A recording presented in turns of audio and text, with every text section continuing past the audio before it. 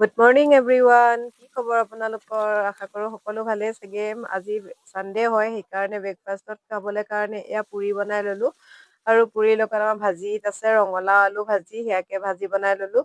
আৰু এতিয়া পুৰি কেইখন ধুনীয়াকৈ বেলি এতিয়া মই পুৰি কেইখন পুৰি আছোঁ। আৰু আজি আপোনালোকৰ ব্ৰেকফাষ্টত কাৰ কি আছে জনাবচোন বাৰু, যদি বেয়া নাপায়। আৰু এয়া মই পুৰি কেইখন ধুনীয়াকৈ পুৰি লোৱা হৈ গ'ল। এতিয়া লগতে মই কেইখনমান পাপৰো পুৰি লৈছোঁ। এয়া চুজি পাপৰ হয়, মই বজাৰৰ পৰা আনিছিলোঁ। এতিয়া দুখনমান পাপৰো এনেদৰে পুৰি ল'লোঁ।